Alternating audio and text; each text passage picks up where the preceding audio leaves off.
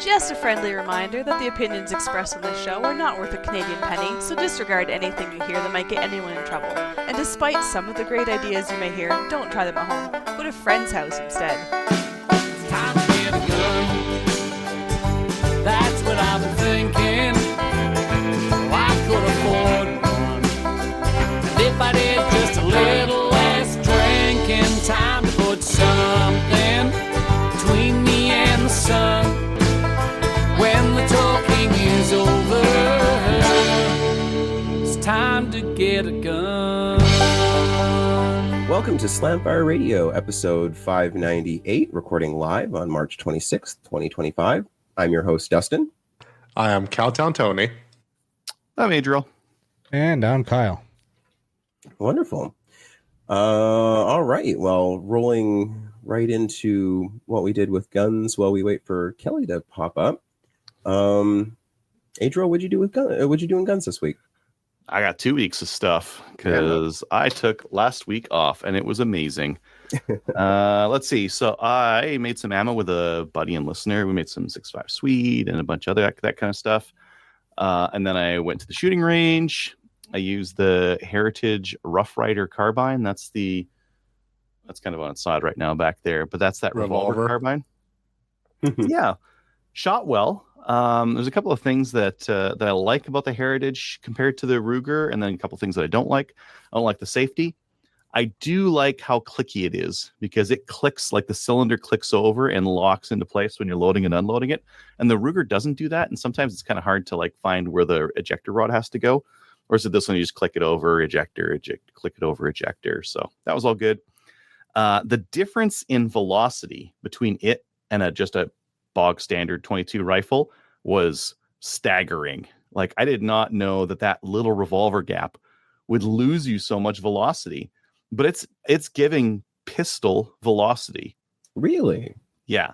900 FPS. That's pistol velocity. It's no longer. But are you getting pistol revolver velocities? I don't know because I haven't like my Ruger revolver is set up for RPAL courses and it's a pain in the butt to go a bit back and forth.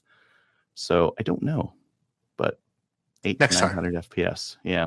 Whereas the other rifles that we had out there were giving us like 12 to 1300 somewhere in there for high velocity ammo, which is like what they print on the box. And it's like 800. Yeah.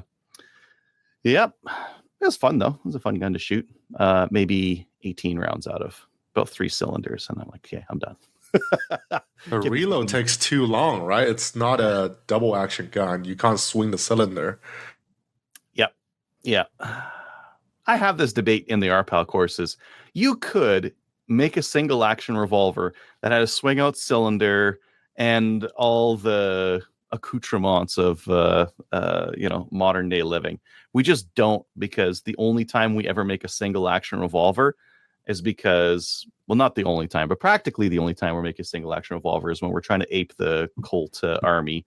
And therefore, it has to have a stupid grip on it. Therefore, it has to be a 6-shooter. Therefore, it has to have a loading gate and no swing out cylinder because those things didn't come on the old Colt Army. So we can't have them on any of the new ones. And kind of conversely, you could have all that stupidity on a double action revolver too. You just wouldn't because it's silly. Anyways, I'll get off my high horse about revolvers. The other thing I did was shoot over a Garmin Zero C1 chronograph. And, I'm in trouble because it's so good. It's the C1 Pro. I don't think the standard version is ever out. So C1 Pro, sure, whatever you want to call it. Yeah, C1 Pro. It's small. The interface is easy. It's not sensitive at all. It just works. And that's what that's one of the reasons I don't really like the old chronographs, the ones with the sticks you got to shoot over. And if there's no sky, like no clouds above, you got to put the little sky shields in, the little white thing. The bullets go through and hopefully you don't shoot the chronograph. And then the lab radar, it's like, okay, here's a briefcase. And that thing chews through batteries. You need a battery bank to run one of those things. It's hard on batteries. I haven't really seen anyone run like batteries on the lab radars anymore. It's just Battery bank, big one. Battery bank. Yeah. There's a battery built into it, I think. But then, you run the battery bank so that it lasts long enough. This thing, I used it not too long. Let's just be real, not too long. And then I came back to it the week after, and I wanted to use it again. And I turned it on, which is like practically instantaneous. Boop. Oh, maybe I'll hold it. There we go. There's on. So I'm like, oh, it must be. Wow. It must be in sleep mode, not really off. I bet you use some batteries. No, week to week, and again, I used it over the weekend, 87%. So yeah, it's very good on battery and very easy to use, and you get your velocities out of everything, and it's like, oh, get your SD, get your ES, and you can log it all to your phone and all that kind of stuff. I find really no need for that. I just wanted to get some ideas as to some reloads, and I did. I got some ideas. So I'm going to wait for Athlon to release their, I'll call it their version, their copied version. It's very similar to this idea, right? But for like half the price. So I want to see that one out. I fired that Winchester Model 12 shotgun. That one from the 50s. It was from the 50s, that shotgun. Mm-hmm. Ran great. Ran fantastic. Super good. And boy, I did what you tell everyone not to do. So I got a bunch of old reloads from the 1970s. Guy wrote on them when he reloaded them. I shot all the 7.5, like 2 or 3 boxes. They all ran fine. So it must have been a good reloader because all that stuff was fine. What's wrong with the 7.5? It was all reloaded shotgun shells from the 70s. Just random reloaded shotgun ammo. Not random. They were well packaged. They had dates on when he made it and the shot size, and that's about it. Yeah, no rest. It's still a low pressure round. I wouldn't be too concerned about it. Yeah, but it ran good. I did test my 300 Win Mag when I was out at the range then. So then when I got back home, I reloaded 100 rounds of 300 Win Mag with a 165 or 168. I can't remember. 165 TSX on top. Just going stupid fast. 3,400 FPS. Just smoking. And I was like, man, I kind of like this. I kind of like going stupid fast with copper bullets. So maybe I'll do that for some other stuff. So I went and picked up a bunch of 243 reloading stuff. And actually, I just finished these off tonight. Last night. And these are some 243 tipped TSX. And then those are just some ballistic tips on that side there for coyotes and that kind of thing. But yeah, I made about 100 TSX and TTSXs. And I don't know, 50 or 60 ballistic tips for coyotes. Again, how good are you seeing the accuracy? TBD. I'll let you know. Okay. I tested them for pressure signs at the range, and they were all fine. And rather than like shoot on paper, I just shot on, because they were all different loads. I just shot on like the smallest plate at 200, and all of them hit. And that's like sighted in for my 100 grain regular lead bullets, and they're all still hitting. So it's like, close enough. That should make long range shooting a little bit easier, because rather than 3,000 FPS, I'll be doing 3,300 with the 243. So just a little bit quicker, and that copper round should do fine for any distance I'm shooting, or my kids are really shooting with it. Did an RPAL PAL course. That was great. A lot of fun. Booked another private class in June. And then some buddies of mine were ordering some stuff from Tenda, so I ordered some 30-30 bullets because I'm going to reload some of those. I'm like really getting back into doing a bunch of reloading, mostly because I got all this equipment from RCBS. So now I've been trimming cases is all of a sudden not a pain in the ass. I guess I'll reload some more, right? I can just tumble and I get like these really nice brass cases out after a little bit. Corncob media, yes, I love it. Over top of walnut, give me corncob every time. I ran out of primers, make with 243. So I looked on Cabela's, and they had CCI Remington large rifle for 15 or 14 something. Whoa, that's a really good price. And they also had 10% off for a local pickup, which, okay, I'll do that anyways. So I got 1,000. I finally got 1,000 primers that weren't small pistol or small rifle. It's been too long. Maybe like 6 or 8 years. Oh. Yeah. But now I'm going to be flush on large rifle primers. And then today, like I was actually adding some stuff to the show, and I saw, they got that lead sled on sale again, and they got the 10% off sale for local pickup. I got one of those too. Ooh. Warning, the Vortex Optics does not condone the use of lead sleds. But Vortex Optics has a lifetime warranty, so I don't give a fuck. They can pay for my broken scope anyways. What's it going to break? It's not going to break. Apparently action screws. It could. Oh, I see. Yeah, the rifle. It'll be hard on the rifle. Yeah, I don't usually load them up with too much weight. I usually just like the weight of the sled itself is usually enough. I don't usually put a lot on them, or maybe I'll put like a sandbag on it or something. I'm not going to put like the big 25-pound plate on there, because on a really heavy recoiling rifle on a lead sled, it's almost like putting the buttstock up against a chunk of wood. Wall. Yeah. By the way, that's the best large rifle prices I've ever seen for like this year at least. I think the best price I've found, which I bought, was X-Reload Remington large rifles. Those were like $17, shipping not included. So overall, if you can pick up, they'll be way cheaper. CCI primers, good quality stuff. Yeah, exactly. I'm looking for my price here that I paid. There's a Heritage Rancher. I can't. Oh, because it's not Cabela's anymore. Now it's Bass Pro, right? Oh yeah. $15.99 is what I see online right now, and Plus 10% off. Yep, 10% off on top of that for today. Yeah. So after it was $143.90 for 1,000 plus GST. It came out to $151 after GST with no shipping cost. Because I'd get them from Tender or something like that, but the shipping cost is like outrageous. Anywho, Kyle, what'd you get up to?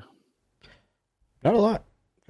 Finally got stuff cleaned up and put away from Superstition, because a bunch of people shipped ammo, and I got guns and parts and stuff. So finally got that stuff cleaned up and put away, and now getting ready for Texas 3 gun. That's in a few weeks. So we could do some work to Craig's shotgun, see if we can get that going a little bit better. I got to try and find some time, open up the load port on it a little bit, because we threw a new 2-piece shell catch basically from the Ethos in there, and it actually moved where the shell stops forward a little bit. So it kind of messed up his loading. So if I can get the chance to run over to Buddy's place, I'll grab the Dremel and open up that load port a little bit more. And then that should be good. Waiting on a gas block for his rifle, because the gas block we bought, didn't notice the gas adjustment screw. Like, we got the one from JP that has the detents. It's a 2-piece, just clamps around the barrel, but it's on the side, and you had to back that thing way out for it to even just cycle the rifle, and ended up contacting the handguard.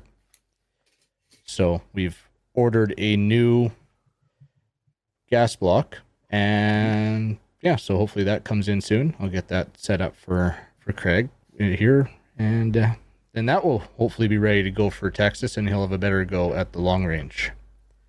So cool. And then I gotta look at my rifle, because it went bolt action on the last stage of the match. So I gotta look. I think it might be mag issue, but have a look at buffer and mag. I might have to retire a mag. So it knows you're Canadian. It's trying to give you that Canadian experience. yeah. So that's what I got coming up. But anyways, Dustin, what'd you get up to? Oh, what did I get up to this week? Actually, several things for a change. So I did work the BC Outdoor Show out in Chilliwack.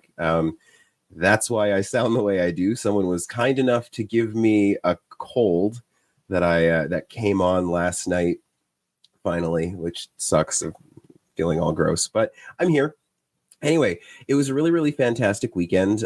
We sold a whole bunch of memberships, renewed a whole bunch of other people, sold some swag, or rather some merch. I guess we gave away the swag. Lots of stickers, lots of lanyards given away, sold lots of hats, challenge coins, patches, everything that we had. It was really great. It was great getting to talk with people. Lot of people feeling some things, and just encouraging everybody to, now's the time. We all got to vote. It was good hanging out with Rod for a bit. He was there Saturday. I didn't get to work Sunday because I had a job on Sunday, but I worked the show Friday and Saturday. Had an absolute blast. And yeah, what else did I do? Oh, a little side note. I got to I've gotten to experience some trolling as of recent as a consequence of some of my social media posts and my stance on firearms issues. There's someone within my social circle who also works, who's also a member of my union. There's like one of 5 people, it probably is, who reported me to my union over my social media posts, which was entertaining. Obviously, there's nothing there that got me in any trouble, but they still felt that they should because they could. But the more interesting trolling was I got an impromptu visit from my federal MP, Terry Beach, as he was putting a liberal lawn sign out on my front lawn, because somebody who knows me well enough to know my full name, my address, and most importantly, my work email, signed me up for a liberal lawn sign. And so my work email is only tied into my union, and I suspect probably the same person. But anyway, I'm getting under someone's skin, probably a friend. There's like a 60% chance it's someone I got into the union. So that's, I don't know, anecdotally funny. Anyway. With friends like that, who needs enemies? I know, right? I don't know. It was entertaining, and it was really funny because like Terry knows me well enough to be like, Dustin, this is your house? And he's like, is there anybody else here that could have? And I'm like, no, there's a couple of vets here that are watching you through the doorbell camera right now, and you really don't want them to come outside because they'll tell you how they feel about your party.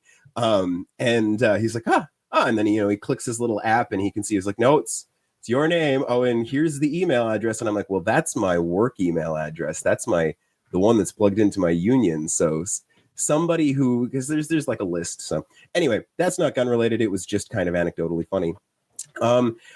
Yesterday I took this beautiful break in the weather that we had. We had like 19 degrees and sunny yesterday. So I took it as an excuse to light off for the mountains out in Harrison Hot Springs and go shoot some guns and camp for a day. Had an absolute just wonderful time. I needed to go be out in the woods by myself. So packed up my truck, packed up some guns, and I went out to the side of a mountain. There's some good shooting spots that are also good camping spots. It's been like torrential downpour for the last couple of weeks. So having this like weird day where like there were no clouds and like everything, like it was warm and beautiful. Shot my SKS, shot a couple of shotguns, my 10-22. There's actually 2 shooting spots where I was like kind of close by. It was up a bunch of logging roads. And so the first spot I was going to go to, there was actually some other people out there shooting randomly on a Tuesday afternoon. And so I went and said hi and handed out some CCFR stickers and a couple of pamphlets because they weren't members, but they were as annoyed with what they had left to shoot as I was. And any opportunity I get to, meet gun owners out in the wild, I always keep some of those stickers and stuff in my like range bags and just to hand out to folks because I find that quite useful. But yeah, so I let them be, went to the alternate shooting spot, set up a little firing line and just shot away a few things. And then, I had a lovely fire and just hung out and waited for the night sky to come out. It was like a moonless, cloudless night. So it was just this like beautiful star field with like no light pollution. It was really refreshing. And I woke up this morning and I drove the 2 hours back home. And the first thing I did when I got home, I cleaned my SKS because we always clean our SKSs after we go shoot. So just shoot some non-corrosive at the end. fire a couple of rounds of non-corrosive. Good. Yeah, that's fine, right? No, I mean, I almost exclusively put non-corrosive when I like go out into the bush like that, just for those reasons. But I don't trust anything when it comes to 7.62. So it was just, yeah, let's clean this right now. So I did. Buy, sell it, and billet. I have some. That's actually what I was shooting, but I still don't trust any of it. Anyway, yeah. So that was what I did in guns. Kelly, what did you do in guns? I feel like it's been a while. It has been a while. I didn't do much in guns. Let's see. Yeah, I haven't done much. Geez, I don't even remember the last time I was on. I had a podcast with the She Shoots podcast, which was awesome. Go back and listen to it. We had Julie Globe on, and it was for International Women's Day. What else happened? Oh, yeah, not a lot. Yeah. My dad passed, so in that we had the opportunity to go through his guns, and my brother and I, and we actually split them up, which was nice because I think that my brother, he, up until I actually got my pal, and our pal, he was thinking he was going to get everything. But it was awesome. We were able to go through it, and I was able to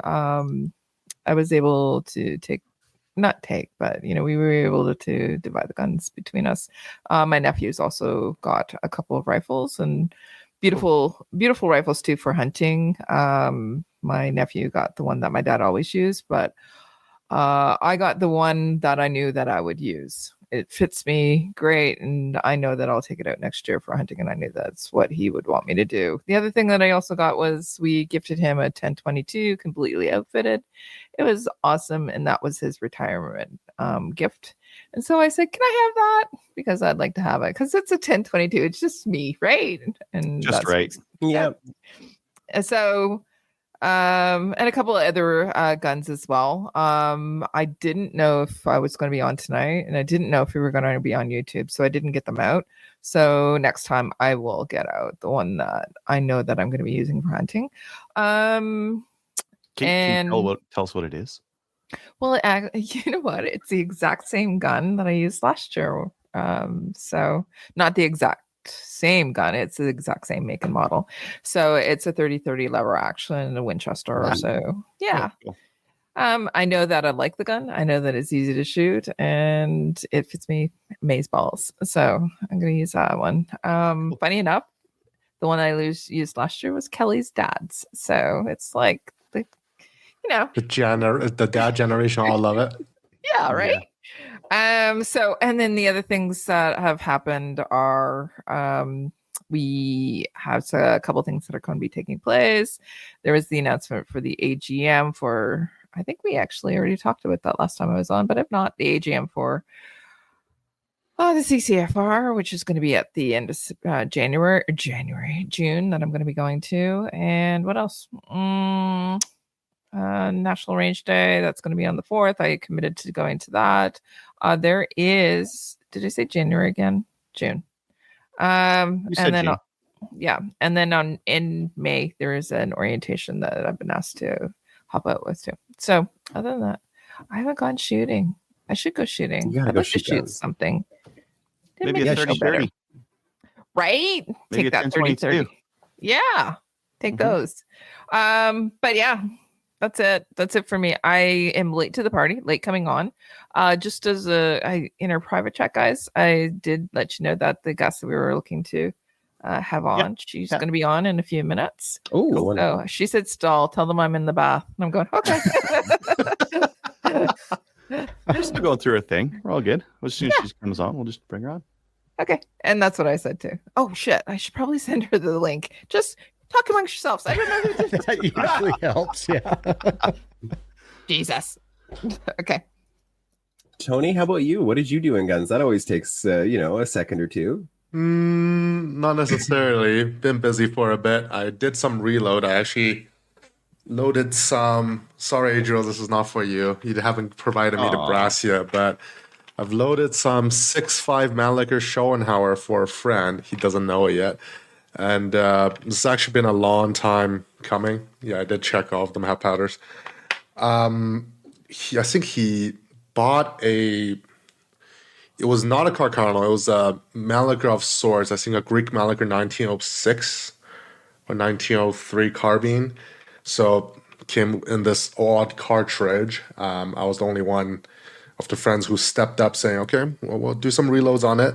I think the rounds themselves retail for about $3 a shot, brand new these days, PPU, Serbia made.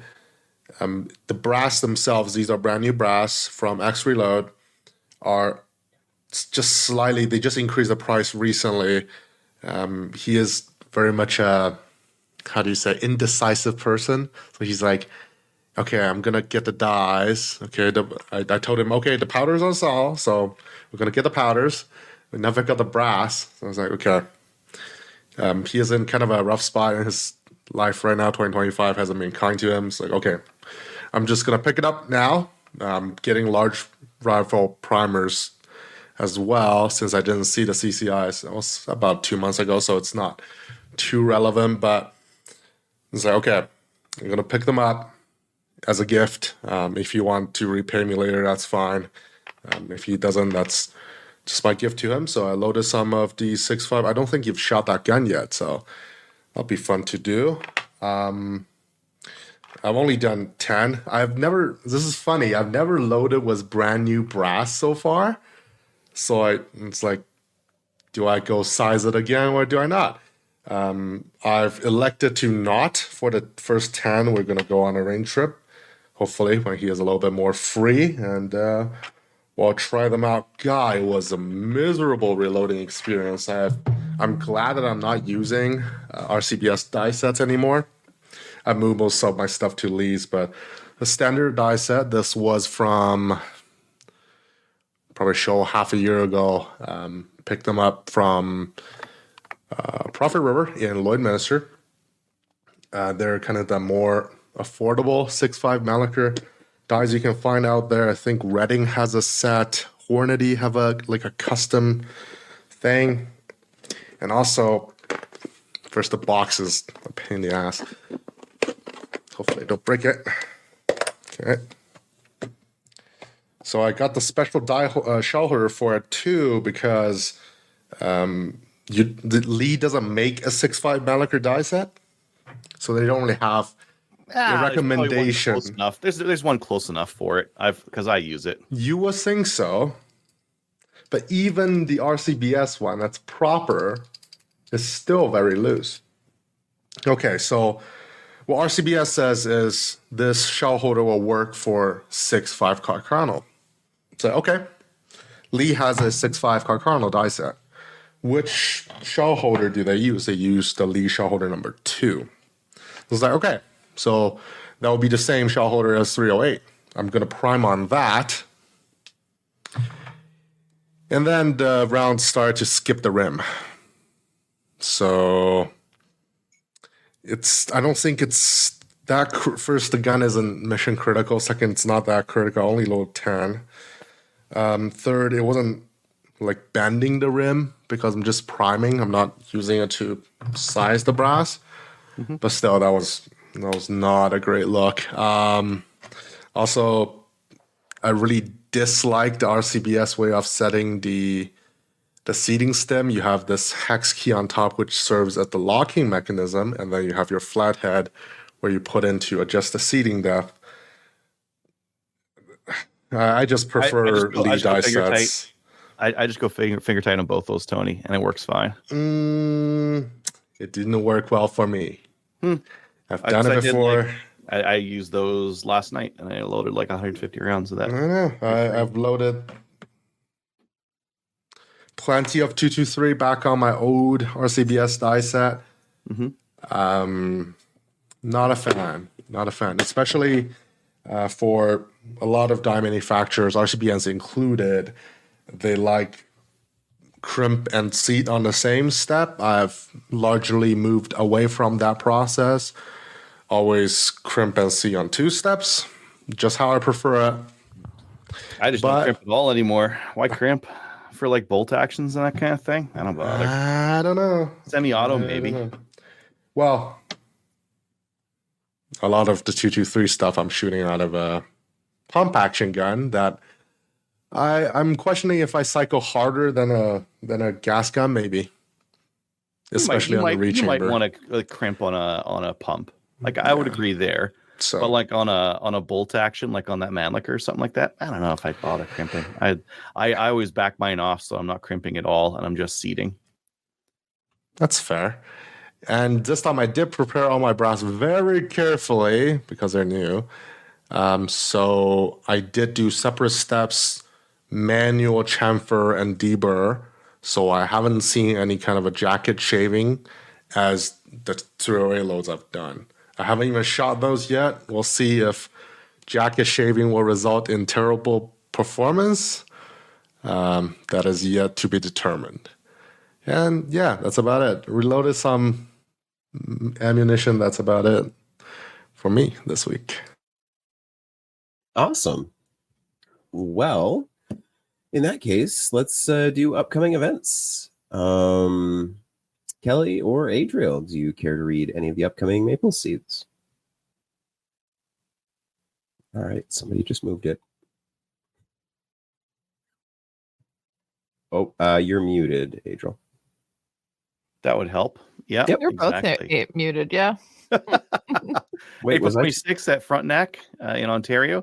That one's going to be opening soon. May 3rd, BT Oh yeah. KTSA Kamloops. That's going to be coming up. I'm going to be doing a doubleheader at Sherwood Park, May 24th and 25th. That'll be in Alberta. And I really should have that open. So I might just go, if I have time, Do just that. open that right now. Yeah. I have to make the events. An event. Yeah, Do we have any, so- do we have any made yet? What? Do we have any events in Eventbrite made yet? Yeah, several. Several for this year? Yes. Yeah. I'm going to copy them. I spent Monday night working with our BC team on how to do that. And then I also committed to the one at Frontenac. So I guess I'm doing a few things with, stuff. You need to go shoot guns. I know. No. You need to mail me some targets. I need to fill in a form, I think. I was going to say, did you fill in a form? Because I don't remember getting one from you. No, I didn't fill in a form. Put in a ticket. I'll put in a ticket. Put The in a ticket. is, I need targets. I got everything else. I just need targets. Can you put me in a ticket before the end of the week, please? Yes, 'Cause I'll I put in can the go- ticket. Thank you. Because I'm planning to go to the storage locker this weekend. Okay. Ooh. I'll put it in right now. Can I just email you, or do you want the real ticket, the form? Real ticket. I want. Okay, I'll give you the real ticket. Official ticket. Make it official. I'll do it. So they can do the accounting at the end of the year. Very important. One.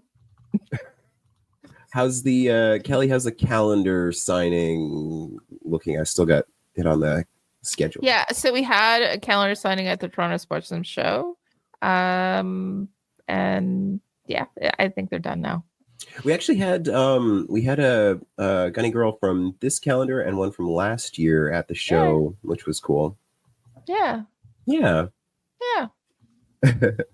IPSC Nationals.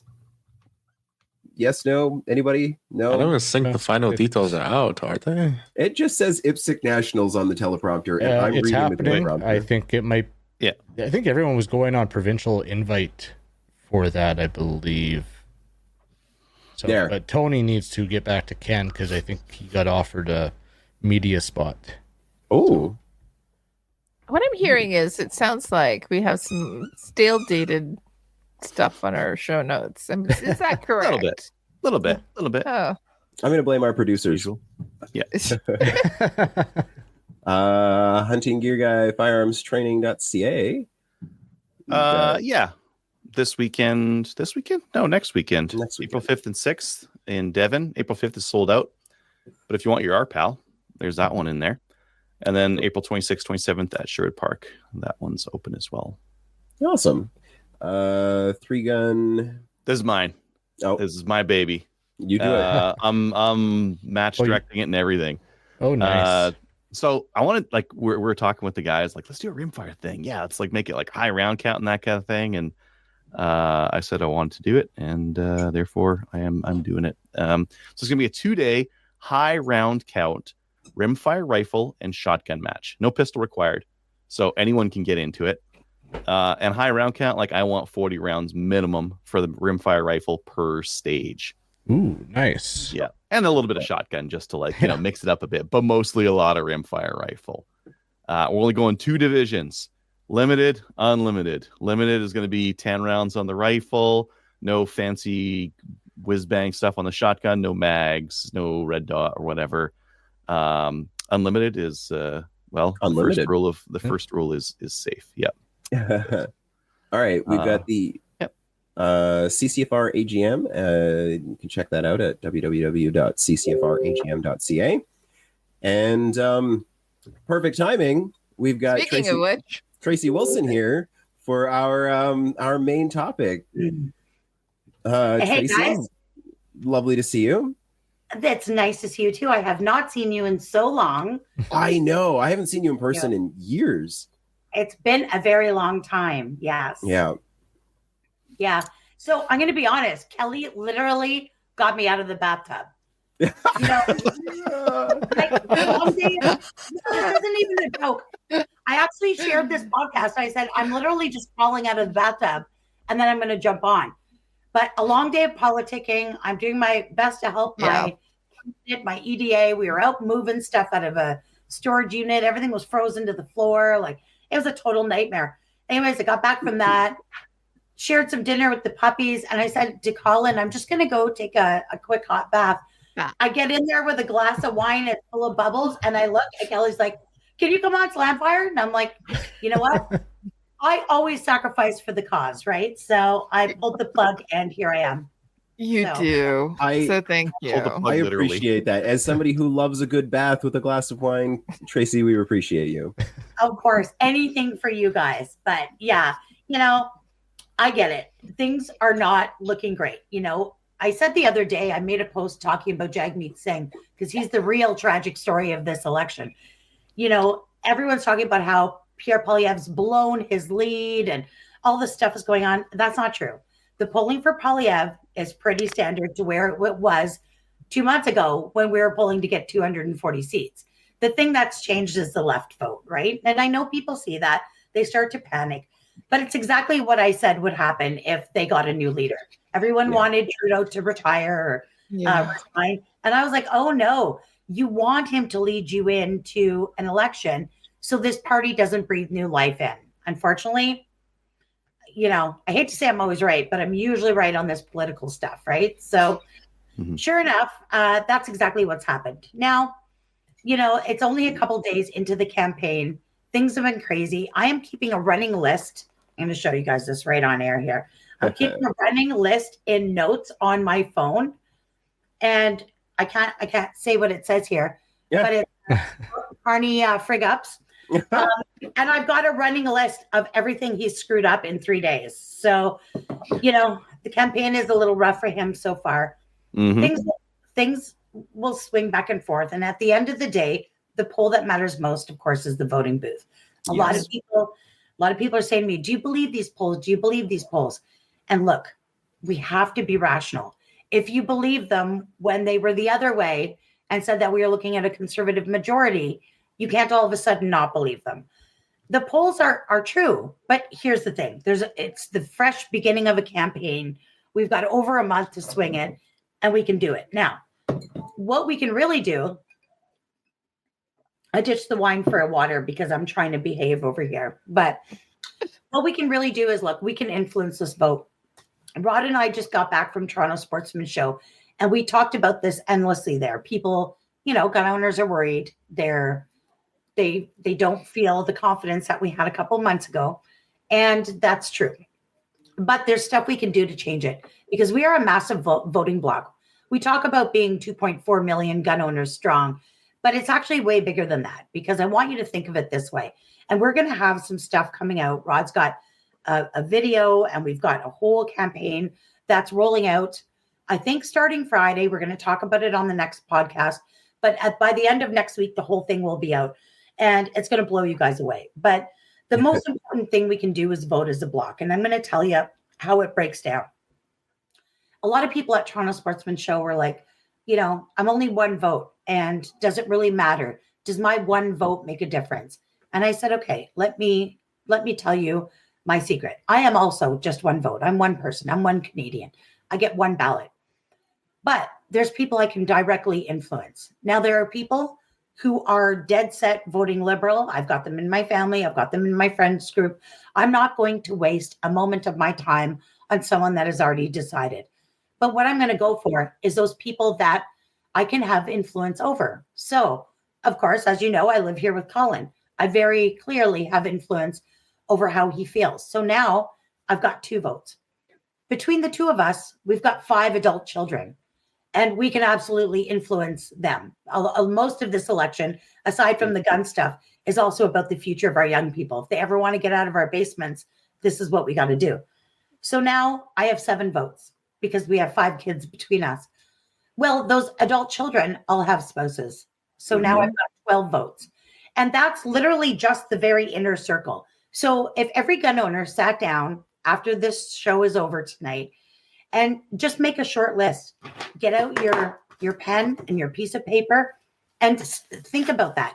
Who can you directly influence? You can branch into some of your colleagues at work, your friend circle, maybe casual shooters that you shoot with that, are not dead set conservatives, definitely family members, and make a list. Like I said, go for the people who are in the mushy middle or who you can influence. Make that list. And then what you got to do is, even if you take the same message and you copy and paste it to each one of them, you have to lay it out. And I made a tweet about this yesterday, and I said, my conversation about politics and the upcoming election has changed with the people in my life.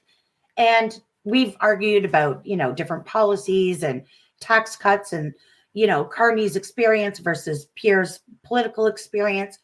And at the end of the day, I have one question for them. I need to look them in the eyes and ask them, are you going to vote for a party that is going to send armed law enforcement to my door and confiscate property that I've owned for decades safely and without issue? And I've done nothing to deserve this. Are you going to vote for that? And that's a really serious question to ask somebody. And at the end of the day, that's what they have to answer. So you're going to make that list, everybody you can influence over. You're going to send them some really serious conversation. If you can do it in person, even better. But I know we're not all close together. You're going to try and influence them. And then you're going to, if you can, you're going to book off election day or even during the advanced polling. And you're going to say, okay, John, I can influence you. I've sent you this message. You've committed to vote in favor of the things that I would like you to do. I'm going to pick you up. I'll bring you a coffee and you're going to go and vote. I'm going to bring you and we're going to go vote together. And you're going to do that with everybody on the list. And it's going to be a little bit of work. And normally all we say is, make sure you get out and vote. It's not going to be enough. That's the truth. And I feel bad about that because I've always proudly said I never tell people how to vote. And that's still true, but I'm definitely going to influence their decision. So that's going to be a really important thing you can do. We also have sent out 3,500 posters across the country with some information about this, about how you can increase your vote, what you need to do. There's a bunch of stuff you can do for your local candidate. Again, I can't tell people who to vote for, but find your firearms friendly candidate. I know what party that is, one with a viable chance of winning. And you're gonna go volunteer. You're gonna find them. We're gonna post the link so that you can go find out who is the candidate in your area. Where is your EDA? Not everybody's involved, so I get it. And you can go door knocking. They give you a cheat sheet of things to talk about. If you're not comfortable with that, that's okay too. There's going to be stuff to do back at the campaign office. They're going to be looking for people to fill their trunks and their trucks with signs and hammers and go out and install lawn signs and campaign signs. There's literature that needs to be folded. There's phone calls that need to be made. There's all kinds of things, driving volunteers, picking up voters and driving them. There's 1,000,001 activities you can do. And we've got 33 days to find out if we can save our guns or not. Because I assure you, that if we lose this election to the Liberals again, a fourth term of Liberal government will be the end of gun ownership. Yeah. There's no doubt about it. I'm not being hyperbolic. I mean, maybe some people might still have their single shots or the odd bolt action, but firearm ownership as we know it, and we've enjoyed it for decades, will absolutely be over. So we either do the work or we pay the price, and that's it. That's a very serious message. Yep, completely agree. Yeah. So, but like I said, there's hope. Look, man, I did that list. I wrote mine out of everybody I can, influence, and I had 42 people. So if you think about that, I'm just one gun owner, one vote, but I'm actually 42. So there's a lot of people who have a lot closer circles of friends or bigger circles of friends than I do, right? So whether you're 4 people or 45 people, if we all did that same activity and really, really got the gun vote out, we could influence this and have a conservative majority government without doubt. Yeah, absolutely. Yeah. So there is reason to have hope, but it means you got to do the work. And just having a membership to the CCFR or listening to Slamfire or even just going and voting yourself isn't quite going to cut it this time. Yep. So, yeah, that's kind of my message. And like I said, we're going to be putting out stuff over the next week and a half on all of this. So, you don't have to do that right this second, but I need you guys to all prepare to get that work done. And if we do it, we will win. I'm really excited. Rod gave a couple of us a sneak peek at the Sportsman show this last week here. Yes. It's great. And I know you said you don't like influencing other people's votes. I agree. Living on the left coast. Yeah. Bit of a challenge to encourage folks to potentially vote conservative. I do know that we are going to benefit from a vote split. If you got some real left friends, just encouraging them not to vote liberal can go a long way too, right? Like, there's several places here where the conservatives stand to win if the left vote splits between the NDP and the liberals. So, that is a thing for folks to consider as well. Like if you've got some left family, left friends, maybe just discouraging them from voting for the exact same party that has kind of run the country into the ground for the last decade. And you're like, okay, great. You can't vote conservative, but do you really want to vote for these guys again?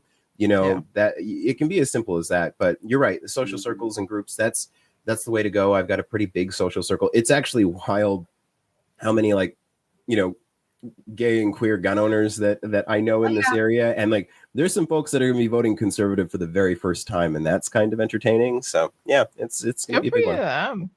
Yeah. Well, and I'll give you another example of a weird riding. A lot of people are very upset because, as you know, it was announced this week that Holly Soussouvien, spokesperson Natalie Provost, who's also a survivor of a horrific mass shooting, one of the darkest days in Canadian history. But she is running for the Liberals in her Montreal area riding. And, a lot of people are upset about that. And there was a post in the CCFR group saying, what do we do? Get out there and help the conservative candidate. And, I watched the polls very closely for every single riding. And I looked at that riding, and the conservative, unfortunately, has absolutely zero chance of winning that riding. So I said, no, get out and help the bloc candidate. Yeah. And the person replied to me and said, well, they're not any better for guns. I'm like, that's true. However, even if we win a conservative government, she's polling to win that riding.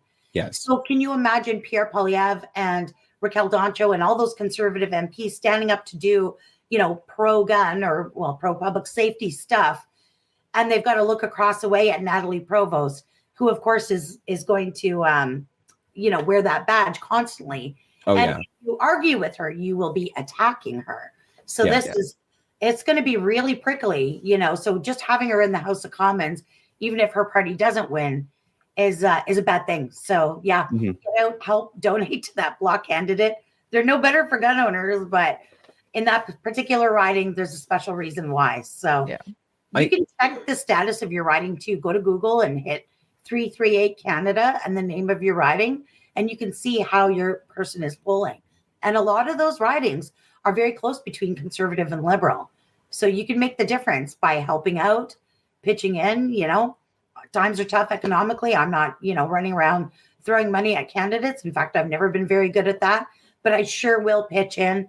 Tonight, I spent 3 hours emptying a frozen, dirty storage locker, digging up campaign stuff from 4 years ago, right? And just get out and do it. So yeah, that's what we need to do. And I just think folks need to, we've been hit with strategic voting for years and years. There is a way, like you said, the ridings like that.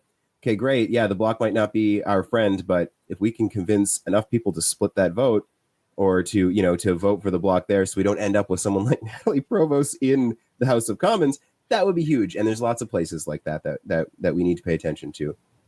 Yeah, absolutely. My phone's been ringing off the hook all day today too, with candidates reaching out. Everybody's super amped up, and we've got to keep that up. Do not let those polls get you down. In fact, let it inspire you, because we know we can win. 2 months ago, none of this would have been this way, right? Nope. So we know we can get back to that. A couple of variables are in play. The more Mark Carney talks, the less likable he is. His candidates are screwing everything up. The bus. Yeah, even in his press conference. That was priceless. That was really prickly, right? And, Brian Lilly was even, kind of mocking Mark Carney for screwing up Natalie Provost's name. And of course, he said she was a victim of the shooting at Concordia, which, this is a pretty significant event in Canadian history. But I said to Brian, look, don't pick on the guy. He doesn't know. He's not from here. Yeah, he hasn't been in Canada for how long? So, He's not from here. He doesn't know who she is. It's not his fault, But anyways, yeah, there's a bunch of stuff we can do. Oh, and my point about making fun of Jagmeet Singh, 2 or maybe 3 months ago, you were looking at the polling, and there was a number of non-confidence votes that the Conservatives have put forward in the House of Commons. Of course, Jagmeet Singh voted with the Liberals every single time. If he had voted with the Conservatives just one of those times, we would have already had an election by now. Pierre Poilievre would be the prime minister. We'd have a conservative majority government. Jagmeet Singh would be the official opposition, living here in Ottawa in Stornoway Mansion. And the Liberals would be reduced to a third, maybe fourth party, right? But because of Jagmeet Singh, we didn't get that. Now, looking at the polling right now, Jagmeet Singh's looking at maybe winning 6 to 7 seats. I'll remind you, in the last election, they won 24, I believe. Yeah. And you need 12 to have official party status. So all of that water carrying for the Liberals, all of those times he voted confidence in the Liberal government, all those policies he influenced, it didn't pay off. So there, things can swing the other way back again for the Conservatives. But like I said, it just depends how hard we're willing to work. And if everybody does just a little bit, then nobody has to do a lot, right? It's true. Yeah. Yeah. Yep. So if you can't appeal to people about guns, appeal to them about the fact that their children are going to be living with them forever. Just, Yeah, man. Yeah. That's it. Do you want your kids out of your basement? No. Yes, I do. Yeah. Thank you. Yes. Yeah. Or the fact is that we can't afford to live. So we have to fix it. I think a lot of what Carney's why he's got such high vote right now is people are projecting onto him. They believe he's like this guy who's going to be really good for Trump and fighting against him. But they just it's projection. They don't actually know. They're just guessing, right? So I'm hoping we get to hear him talk a little bit more, because he seems to make mistakes left, right, and center. I'd like to believe that French debate will help sway things a little bit more as well, because his French doesn't seem to be very strong. He seems to get kind of flustered, and that's when he makes his mistakes with names and that kind of thing.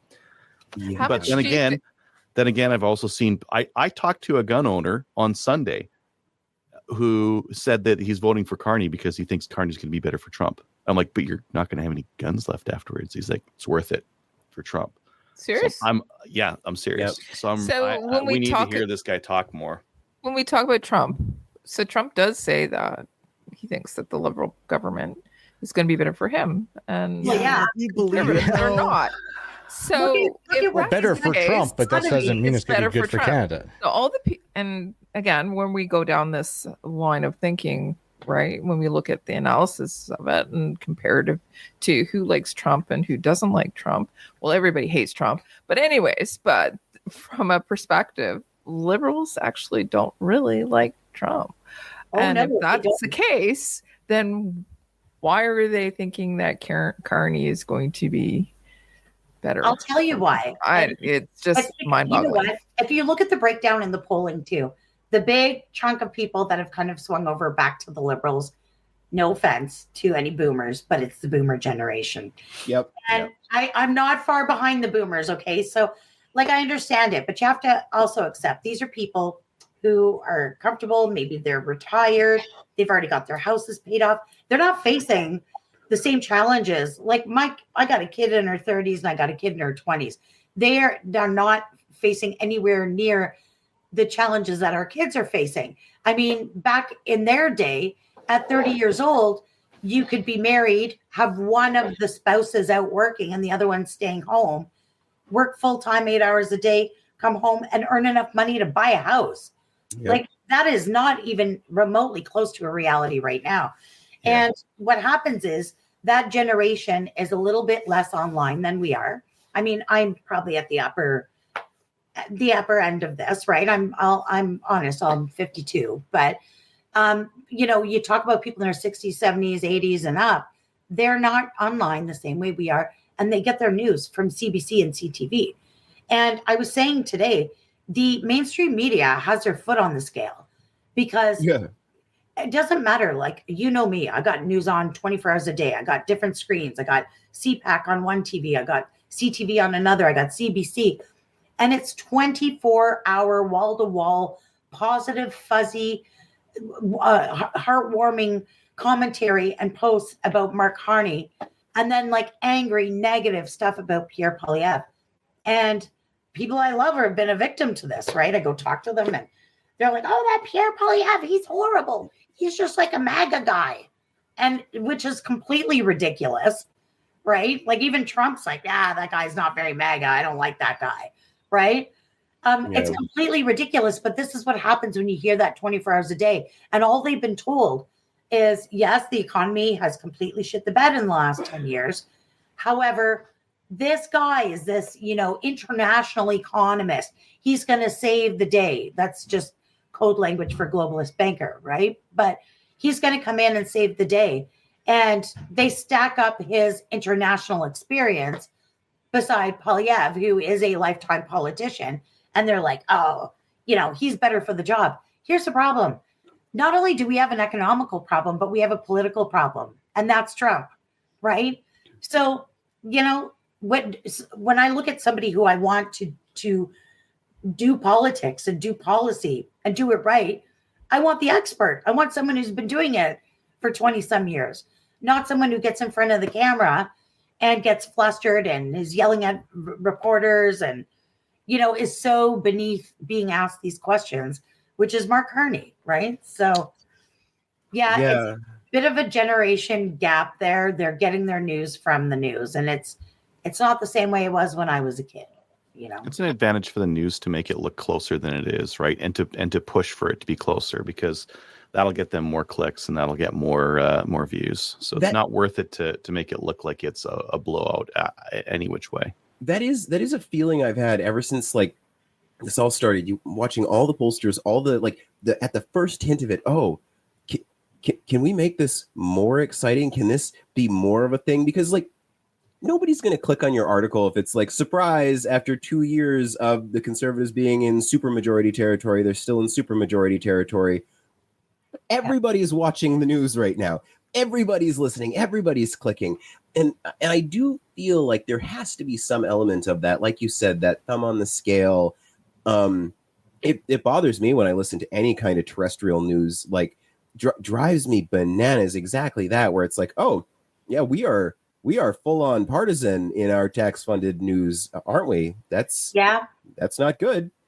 Guys, they have Rachel Gilmore doing the Friday fact check through the entire campaign on CTV. Rachel Gilmore, the same journalist, and I'm using quotes because she's been fired from anywhere she's ever worked. And now she's got some podcast called Bubblecast or something. I don't know. some pink bubblegum thing she's doing. But she's the Friday fact check girl on CTV, which is absolutely insane. She's the same girl who said during the Freedom Convoy protest here in Ottawa, she said that the truckers were going into apartment buildings, setting the lobbies on fire and locking residents in, like the craziest stories. This was all proven false. She was proven a liar through the commission, like totally discredited. And she's your Friday fact check girl on CTV. Like getting top-notch fact checking for sure. Oh yeah. So this is what I mean. Like, we are in upside down clown world. You just got to stay grounded. Just don't even read that stuff. Don't listen to it. Don't hear it. If it comes on the news, just turn it off. Put on some AC/DC or something. Forget about it, and just put your nose to the grind and get the work done. Make your list. Influence people. Get them out to vote. Take some holiday time or call in sick to work. Whatever you got to do. If you need a note, I'll write it for you. But get out there and get people out to the polls. Because a lot of people say, yeah, okay, fine, I'll vote Conservative. And then election day comes and they're watching the coverage and it's negative about Polyev. And they're like, oh, I'm tired. I had a long day. I feel beaten up. My vote's not going to make a difference. And they stay home. Like, over a third of Canadians don't vote. Mm-hmm. That's insane. Those people alone would win an election if they got up and went. So, we got to make sure, let the Liberals feel that way, or the NDP voters, let them feel that way and stay home. We have to drag our people to the polls, kicking and screaming, throw a bag over their head, zip tie their arms, get them in the car and get to the voting booths. That's it. It's important to remember, and everybody should look at Canada 338. Look at your riding. Look at last time, how many votes that riding was won by. Usually less than 1,000. Mm-hmm. Sometimes it's fewer than 100. Like, depending on the seat that you're in, like a little bit can actually make a difference. That one vote can make a difference. And for the love of God, people, please don't vote PPC. It's just not this time. Well, yeah. I mean, they got a lot of great policies. A lot of people, I know. The PPC bros on Twitter are always like sending me Max's firearm policy. And I'm like, well, this is actually his conservative leadership policy that we helped him with. And he just pulled off the CPC logo and slapped a PPC logo on it. So yeah, I've read it because we wrote it, yeah. But it's easy to promise a world when you don't have any opportunity to ever have to deliver. Right. And a lot of people ask me, do you think Polyev will do the things that he says he'll do? And he has been very clear that he's going to reverse all the crap that's happened to us and instead focus on smuggled guns. I know, crazy extremist views, right? But he can only do that stuff if he wins. If he doesn't win, you lose your guns. If he gets a minority, there's some stuff he can do. You can roll back an OIC with an OIC. Can you get rid of C-21, which also includes the handgun freeze? No. None of the other parties are going to vote for him or vote with him on legislation. That will require legislation to be done. So the harder we work, the bigger government they get, the better our chances are, right? Yep. But I know I saw him Saturday morning for coffee before I went up to see Kelly. And he said to me, he shook my hand and he kind of grabbed my hand and held on to it. And he said, I'm going to do the things I told you I was going to do. And he's like, I have a spine of steel when it comes to that. And I'm like, I know you do. He goes, no, seriously, I've got a spine of steel when it comes to that. I'm like, yeah, I got it, but you don't have to convince me. I'm already there. We're good. Just win the election, Yeah. And that's why you never see me taking pictures with him, posting. Like, I'm very protective. Yep. It's more important for me to win an election and save your guns than it is for me to have stupid photos to try and garner donations or memberships. Like, I'm in it to win it. I'm not in it for fluff, right? So, yeah. Anyways, he's very confident. He talks about guns far more than I would recommend. Hardcore on the topic. Yeah, he does. I tell him all the time, you don't got to talk about it that much. And he's like, I'm talking about it. And every single rally, he talks about it. He doesn't shy away from it. No, this is what I mean. He's not going to O'Toole himself, but he can only do what he can do if he wins. So, Yeah, gotta give I them want that. that majority because I want the handgun freeze off. I don't getting back our sporting rifles isn't good enough to me. I need everything. So, and I'm sure Yep. you feel the same way. So we got work to do. We got work to do, but there's a lot of people interested in doing that work at that show. I don't know about you. I met a whole bunch of young kids, like kids that this is their first time voting. There's a group of them that were like, yeah, we're organizing a door knocking thing. I was like, good for you guys. Like, and they're like, yeah, we want to be able to buy handguns. And I'm like, great. Oh yeah. Great. Like more power to you, get more friends. But like, you've got these these 20-year-old Zoomers now who are like, we can't buy homes, we can't do anything, and things are just getting perpetually worse. We're over it. Yeah. Yeah, I don't know. well- I feel like all the demographics are in our favor, apart from the boomers. Yeah, well, they are. And I mean, even you look at Carney's events, right? And it's sort of like that funeral atmosphere, and you look at the Polyev events, he just did one in like Stony Creek or whatever, near Hamilton. There was like 500 people in there and still thousands of people who didn't get in. Like, Yep. The momentum is there, but you got to see it across the finish line. He can do the rallies and do the work and make the policies and the promises and do all the things. But at the end of the day, it is just that one day that counts, right? So yeah, I'm, my parts of our CCFR election project will pretty much be done over the next week. I'm hoping to go to Quebec this weekend to the outdoor show there and try and parlez-vous with some people. I don't speak French, but I'm going to try my hardest. And then I'm pretty much kind of done with that stuff. So my focus then is, for once, I'm going to actually get to stay in my riding and do the work that I'm always preaching at everyone else to do. You'll remember last election, I spent 16 days living out of a U-Haul van driving around 250,000 pamphlets, right? So we're doing something different this time. So I'm going to get to do that work with my candidate, and I'm going to sort of be blogging about it as I go to encourage other people to do it with their candidate and show you, like, there is jobs for literally everybody. You don't have to be, a door knocker talker if you don't want to. Man, there's literature to fold. Like, there's literally jobs for everybody. So, yeah. Well, There's jobs for everybody. Everybody needs to vote. Everybody should take somebody to vote. Yeah. I think I speak for everyone. And I know you guys, I know you get lots of thank yous, but thank you nonetheless for all of the effort and all the work. And also thank you for coming on out of what was probably a very well-deserved bath. Yep. Well, that's okay. This is more important to me. I can take a bath anytime, but yeah, I appreciate you guys having me on. And I do appreciate the thank you, but I accept it on behalf of the 300 volunteers at the CCFR, because Rod and I kind of get a lot of thanks. We're out front, but honestly, they do 1,000 times more work than we do. So I accept it on their behalf. All right.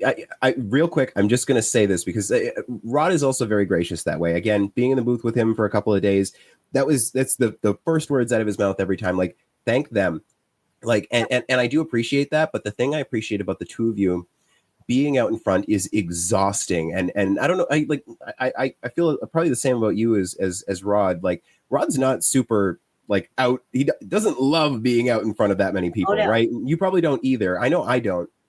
And so to put yourself in that position is challenging, to put yourself in that line of fire. So there is an appreciation level for that. And also just, from a CCFR field officer, I do appreciate the graciousness of you guys, passing on that love too.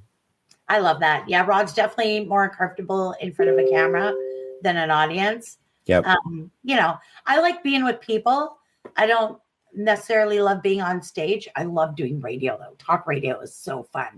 So exciting to do it. That's my favorite. But yeah, I do love doing the shows though, because I love being with other gun people and just being out of Ottawa and seeing other humanoids that are normal. Yeah. Yeah. Yeah. Awesome. Well, get everyone out there to vote. Yeah. This is it. Make sure you follow us on social media. Sign up for the CCFR newsletter. You're not going to miss our content because, as you know, we just saturate the internet with stuff. and we're going to be putting a ton of money behind it in advertising. So there's going to be virtually no way to miss it because you're going to be just, drowning in it, which is great. But yeah, follow along on my social media, and I'm going to blog about my adventures working on a campaign. Will do. Awesome. Yeah. All right. Thanks so much, Tracy. All right, guys. Thanks for the opportunity. We'll see you soon. See you soon. Take care. Bye. Thank you, Tracy. Bye, guys.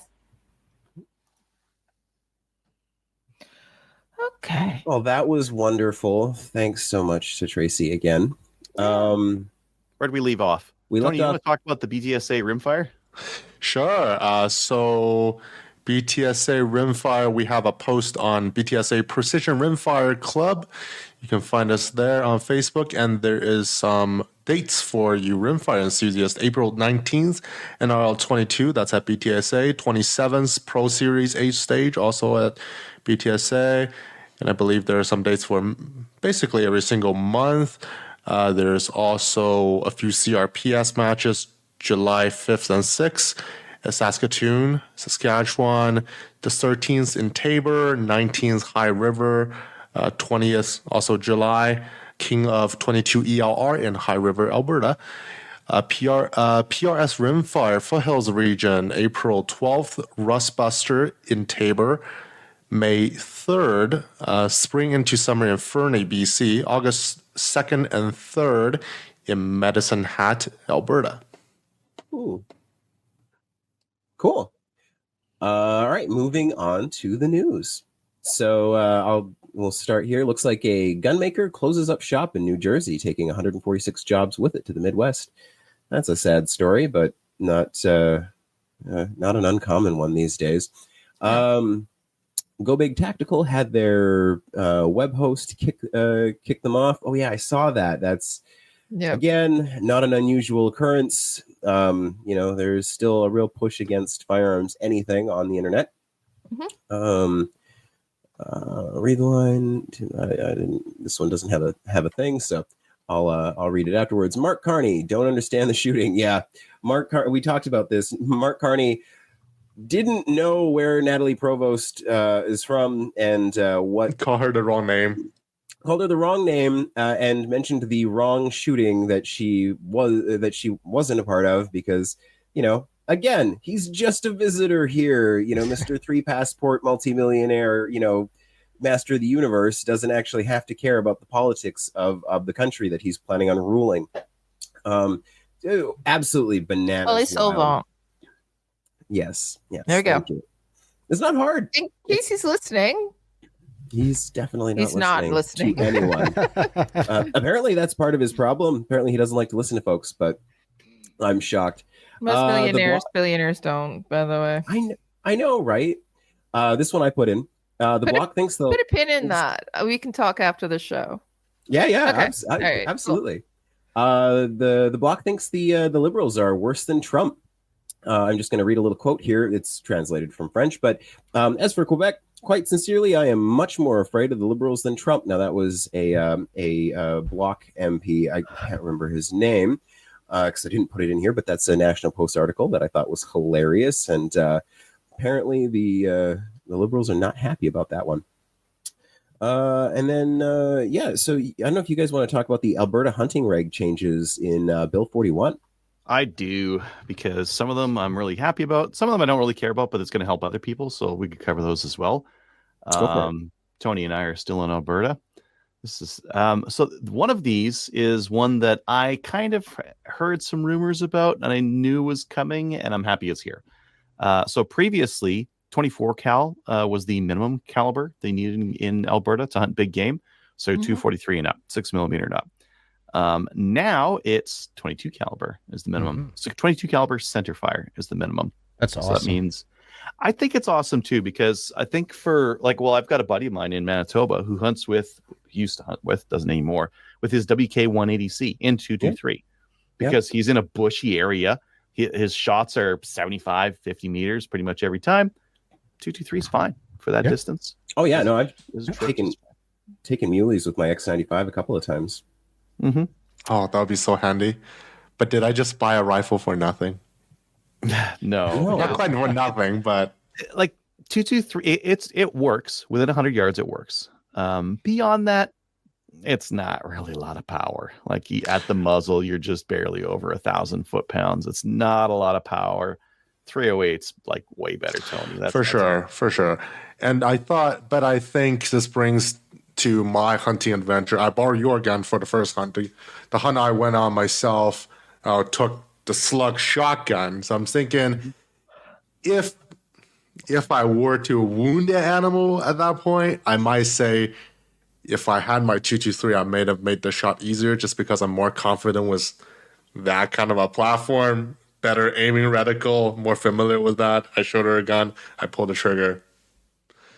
Yeah. Just a thought. I didn't hurt nothing, so I didn't see nothing. We can get some more practice in with your 308. Practice. And once it's fixed, right? Did Savage send you a label? Nope. Have you followed up? Lots of time to November, I guess. Yeah, lots of time to November. I might shoot it again before I send it out. Yeah. All right. So what else changed? Okay, yeah. So you can use your 223s or 22-250 or that kind of thing. No 204 Ruger, and still no rimfire, which that makes sense. Don't do that. Bow poundage went from 40 to 35 as a minimum. That doesn't really affect me, but okay, yeah, maybe that's fine. I think with modern broadheads, they're pretty sharp. Like they're still going to do lethal damage at that low. I wouldn't use it, but I'm mixed on that. I think I'm at 60, 65. I don't go for like a big heavy 70 because every once in a while I have a stupid shot where I can like pull it straight or something like that. Lasers are now okay. I don't particularly care. I don't know why this probably weren't allowed. I don't know. If you have for most lights, it would be laser light combo. Would that still is it just you can't use it or you can't have it? I don't know. But like, what help is it going to, like most lasers aren't daytime visible. Yeah. It's like, unless you're like really, really close, they're not daytime visible. You can't see them anyways. So who cares? Gotta get the hipfire in. Yeah, it's not a performance enhancing device. So, and it's not, you're not going to be pointing at the deer's eyes or something like that either. So I don't see the point. I did say some notes in there about electronic tags, but we'll have to see how they actually implement that. Yeah. I'm probably thinking printed and then, electronically delivered and then printed. Well, that's how it was before. You could buy them online, then you just had to go get your sticker. Yes. Right, but maybe the way eliminate the sticker finally?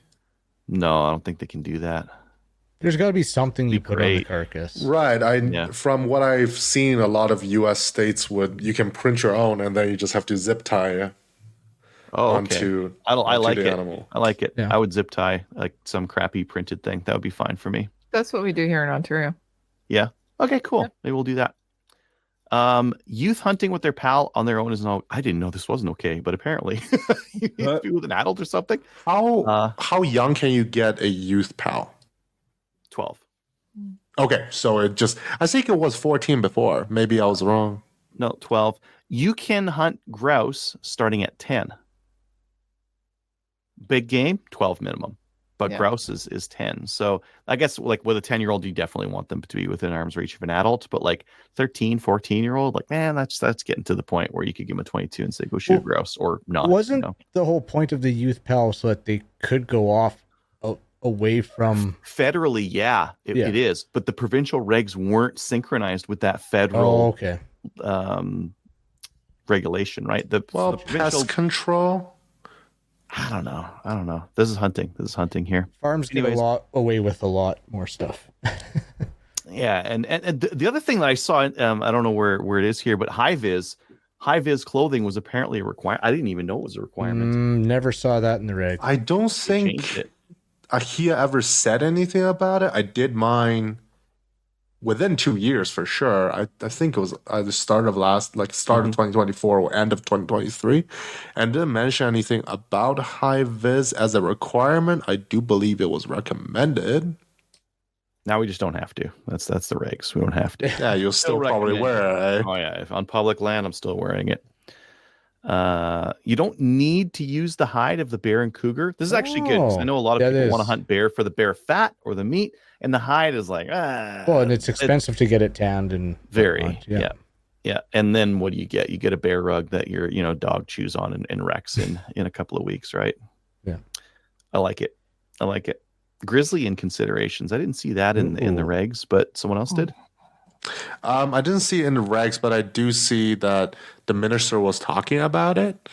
I believe this time, from what I've seen, there's kind of a focus to youth hunting, attracting newer hunters, I guess, and kind of nuisance animals. And I think there's quite a few higher profile grizzly things recently. Well, yeah, in recent years, even around Grand Prairie, the grizzly population is on the rise. And so, like, having a draw for grizzly, absolutely good for that. Yeah. Legalize hunting from wheelchairs. Okay, in the regs, they said that there was a risk that they might be considered a vehicle from before. Oh, stop! Oh, that's ridiculous. I think like a mechanized one, not a rolling around one. Well, yeah, guys, I think like Fish and Wildlife, if they saw someone in a wheelchair hunting, I don't think they're gonna like ticket him with shooting from. No, I don't think so. This is like they're covering like maybe an eventuality. Maybe that someone got charged. But like clarification, always good, right? It doesn't hurt. It's not a bad thing to clarify and be more specific in the regs. Yeah. You can use leashed dogs to track wounded big game. I like it. Makes sense. Yeah. If you tag a diseased animal with parasites, you may surrender it and maybe get a replacement tag. Oh, okay. Oh, Yeah. Does that count CWD? I don't know. No, because by the time you get results, on CWD, your hunting season's going to be over. It takes a couple of months. I guess it's not as fast as Wisconsin. Wisconsin's kind of leading in the continent for that, I think. You might. Okay. What if you shot a deer and you walk up to it like, oh my God, this like it's wasting away. You can see the ribs, like there's clearly something. And he was doing some weird circles when I shot it. Like this deer's was on the way down. Maybe then you could go talk to the Fish and Wildlife and say, yo, read the regulation. Read it again. This is still in a proposal phase, so it's not quite done yet. For Alberta hunters out there, every year on your reg book, the first few pages will include the changes. So we're expecting to see these changes in the 2025 book for fall of 2025 to winter of 2026, which isn't out yet. Yeah, I read the regs of the bill, Kelly, and it was quite ambiguous because it was you can surrender it, you may get a replacement tag. Go back to the actual regulation, though. What's that? Go back and can you read it aloud again? What does it say specifically? Sorry. Talk amongst yourselves. It's still just a bill. Looks that up. There was another one. Hunting person with tags I've got it. If a person tags wildlife or wildlife materially infested by parasites and surrenders the wildlife to a wildlife officer, the minister may issue a replacement tag to that person on payment of the prescribed fee. Right. Infested with parasites, right? How do you know it's chronic waste? You don't know it's infested with parasites, right?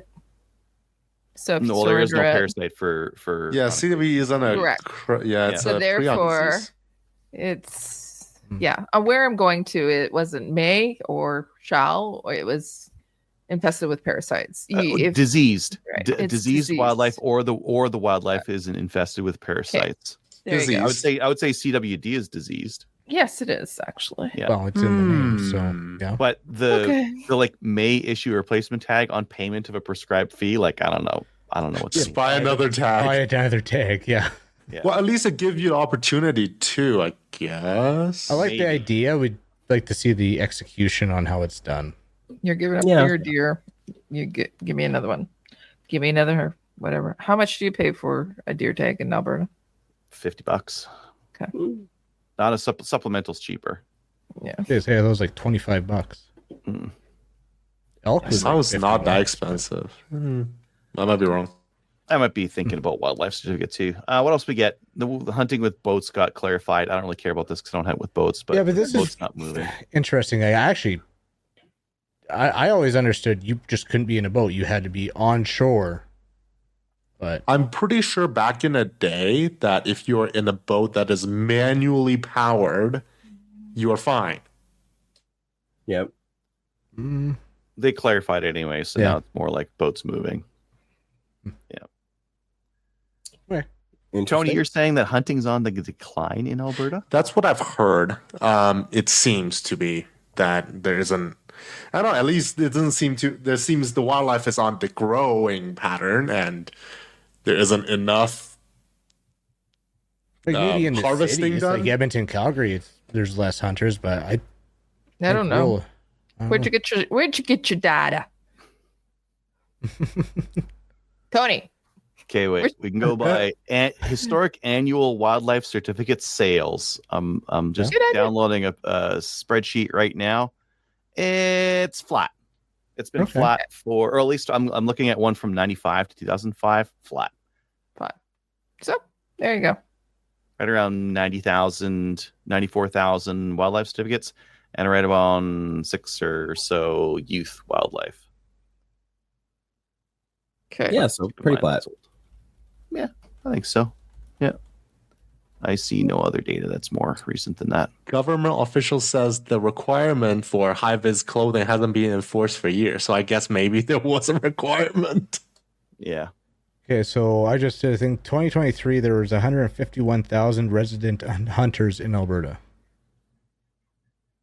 How many of them got wildlife development certificates, though? Or maybe they didn't have those before. No, we did have. We've had those since the 70s. I know because I got a tag over there that says wildlife development certificate. It's from the 70s. Oh my god. All right. Anyways, let's keep going. Let's keep going. Moving the truck along. All right. So new gun stuff. This sponsorship spot is vacant. If you would like to apply to be a sponsor, please message us at slamfireradio@gmail.com. All right. So we've got. Does somebody want to pop this up? The PSA left eject ARs. Well, that. I don't know why they're demonstrating it with a right-handed shooter. It's very odd. Yeah, that's all kinds of hilarious. Let's be honest. But okay, well, if you live in the States in a place where you can have ARs and you're wrong-handed, PSA makes an AR-15 for you, or is making an AR-15 for you. I believe there's 5-ish models coming out right now. I don't think there's a builder kit, which is very odd, but they've got models for everything coming out. All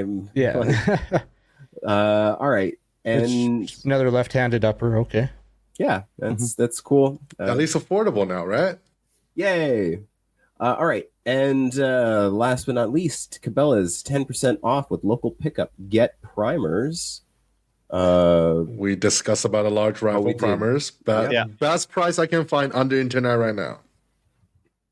Reasonable, and no limit, because like before they had a limit, right? You could only buy so many of them. True. Now it's $15.99, but you can get 10% off using the code pickup. Click on our website first before you make a purchase.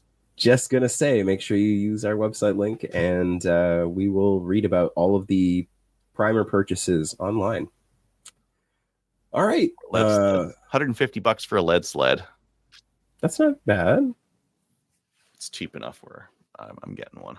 I don't want to kill my gun though. You won't kill your gun. You don't have anything high enough recoiling to wreck it with that thing. No, you're fine. All right. So we just did the main topic with Tracey already. I kind of gave her an intro. Did you want me to give you another? No, keep going. All right. No. Moving right along to listener feedback. Live interactions, we've only had a couple. Yeah, this one right here. It's sad to see our country fall to the facade that is the liberals. Oh, Tyler, do I ever agree with you? But isn't that always the way? Do we have any emails this week? I don't have any here. I don't see any. There's just that old one about what's your business use case for 3D printing, but I think you guys covered that, right? Tons of business use case. All right, then YouTube. Tony, did you want to do last week's YouTube videos? You bet. Eddie, as always, completing the mission 50% plus. Dustin, how about calling yourself Wet Coast Warrior? You definitely seem to have the warrior spirit. I'm glad you are pro-gun. I didn't realize Desperate Housewives have any gun content, then again, I've only seen 1 or 2 episodes. I probably still won't be watching Desperate Housewives, at least not the mainstream television version. There's like a director's cut something. I don't know. I'm just streaming it, but it's spectacular. There's actually more gun content than I thought there would be. And their pro-gun Republican Bree, she's my favorite character and is the most. What the fuck are we talking about? This is from last week. This is from last week. You need to come on more. I was wearing a Desperate Housewives shirt with this. She was holding a shotgun. I watched the episode. It's great. There's another episode where she's teaching someone else to shoot, and she's like, "You want to grip it tight, hold it like a dove, but firm enough not to kill it, but tight enough to not let it fly away." And I was like, "That's a really good description of how tightly to hold a pistol." It was really great. Anyway, the Wet Coast Warrior. I don't know about putting wet in my name, but maybe. I appreciate that, Eddie. You need to come on the show. You've already become a fixture of it. Do we have any other? You bet. 2 more. Kyle, your 1022 build is coming along well. Even if it takes you until 2030 to complete it, it will be less time than it took me to complete one of my builds. Between fitting issues with the barrel, receiver, and stock, and pausing because I'm too cheap to buy replacements, it was 10 years before that build was finally complete, but it shoots well now. So yeah, if you finish in 2030, you're still 5 years ahead of schedule. Yeah. And last one from Eddie. I like the idea of having Canadian firearm history as a main topic of the episode. Isn't Daniel Fritter, the owner editor of Caliber? Yeah, and so Dan from Caliber magazine, a Canadian firearm history buff. I'm not sure about that part. Maybe bring him back for another episode. Yeah, we got 2 thumbs up. Well, I saw we got 2 thumbs up on that comment, but in fact, we got 2 thumbs up on every single Eddie's comment. So, of course, good. All right. Looks like Facebook, Instagram, Discord, nothing there. Spots or links. We'll read those eventually. I do want a jump in on Discord. I did post some of our sources and stuff, event dates for the BTSA Rimfire Club, the National Post document, and the bill from the Alberta Hunting Things on our Discord in the channel from the show. Awesome.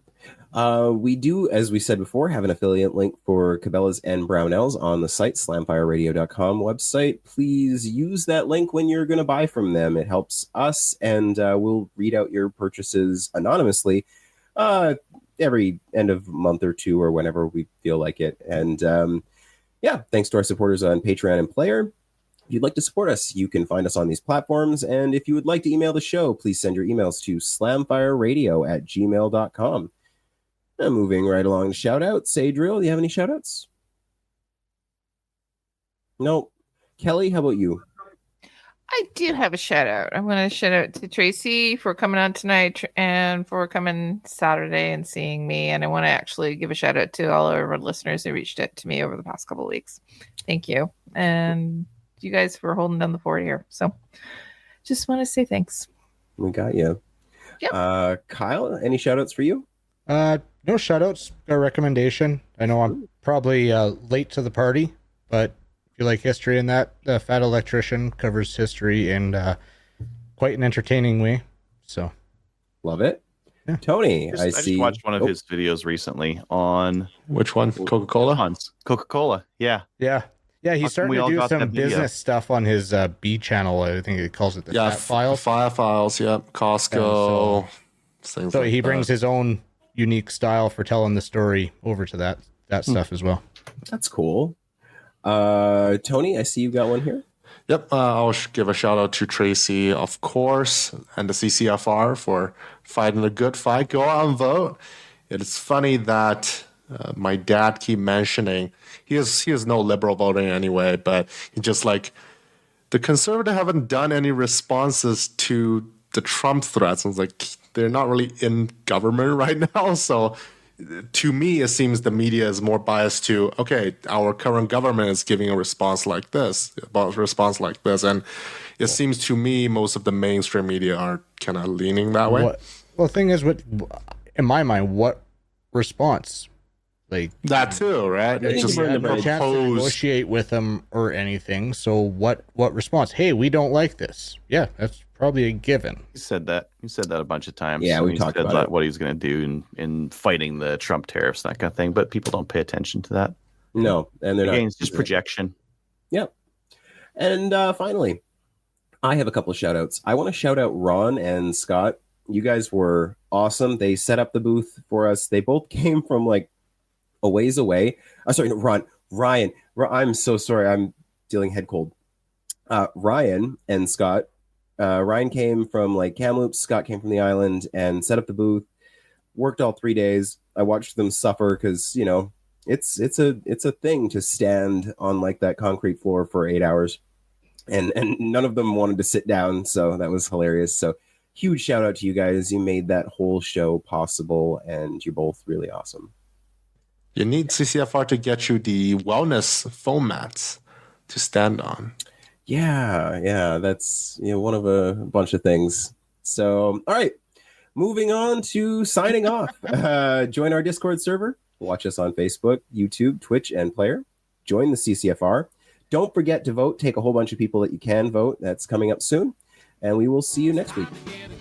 See you next week. Bye. Good night, Kelly. So if you have any comments or questions for the show, please send an email to slamfireradio@gmail.com. Now go grab a gun and shoot something. When the talking is over, it's time to get a gun.